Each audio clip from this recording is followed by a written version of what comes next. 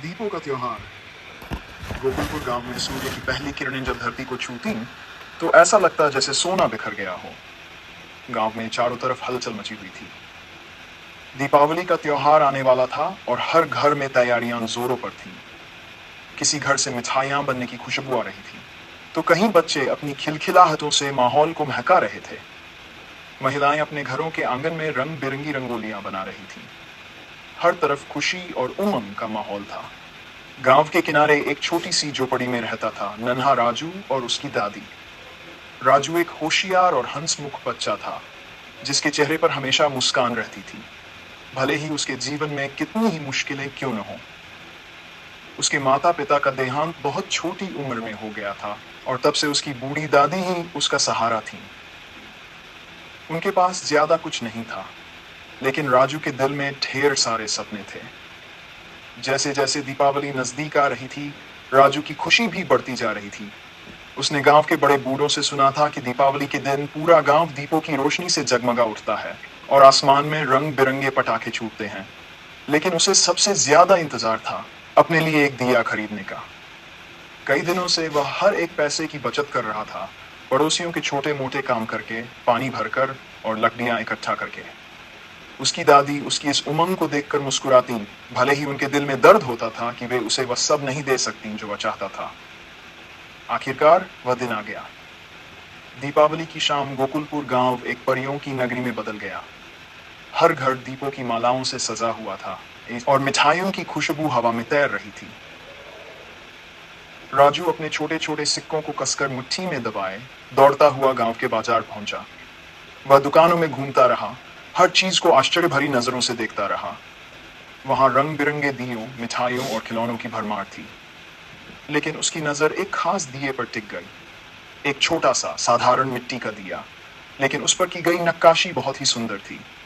यह कोई सबसे सुंदर दिया नहीं था, लेकिन राजू के लिए यह सबसे खास था। उसने अपने मेहनत से कमाए हुए सारे सिक्के दुकानदार के हाथ में थमा दिए। दुकानदार ने सिक्कों की छोटी सी गिनती और राजू के उत्सुक चेहरे को देखा और मुस्कुराते हुए दिया उसे थमा दिया। राजू का दिल गर्व से भर गया जब उसने वह दिया अपने हाथों में थामा। वह जल्दी से घर लौट आया, अपनी दादी को दिखाने के लिए उत्सुक। लेकिन जब वह झोपड़ी में दाखिल हुआ तो उसने देखा कि उसकी दादी खांस रही थी। उनका कमजोर शरीर हर सांस के साथ कांप रहा था। ठंड के मौसम ने उनकी सेहत पर बुरा असर डाला था और वह बहुत कमजोर लग रही थी। राजू की उत्सुकता थोड़ी धुंधली पड़ गई, लेकिन उसने अपने चेहरे पर मुस्कान बनाए रखी।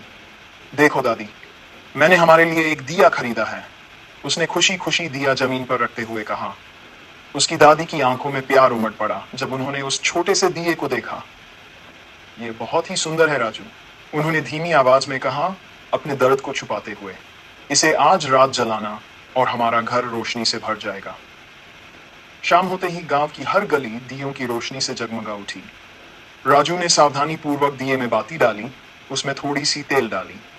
जैसे ही उसने माचिस की तीली जलाकर दिए की बाती को छुआ, दिए की लौ पहले थोड़ा कांपी और फिर स्थिर होकर जलने लगी। उसकी रोशनी उनकी छोटी सी झोपड़ी में फैल गई। राजू की आंखें खुशी से चमक उठीं जब उसने दिए को जलते हुए देखा। उसकी दादी जो आग के पास बैठी थी मुस्कुराई। उनके दिल में अपने पोते के लिए अथाह प्यार उमड़ आया। वह छोटा सा बच्चा जिसने उनके जीवन के अंधेरे समय में भी रोशनी ला दी थी। रात बढ़ती गई और पटाखों की आवाजें वातावरण में गूंजने लगीं। लेकिन गोकुलपुर गांव की उस छोटी सी झोपड़ी में केवल आग की हल्की सी आवाज, दिए की मध्यम रोशनी और एक बूढ़ी औरत की शांत सांसें थीं जिसने अपने पोते के प्यार में शांति पाली थी। जब दिए की लौ धीमी पड़ने लगी, राजू अपनी दादी के पास बैठा, उनका हाथ थामे। दीपों का यह त्योहार केवल बाहर की रोशनी के लिए नहीं था, बल्कि भीतर के उजाले के लिए भी था। और उस पल में, उस छोटे से दिए की गर्म रोशनी में, राजू को महसूस हुआ कि उसके पास सबसे उज्जवल दीपावली थी। यह कहानी अभी तक फिर से अधिक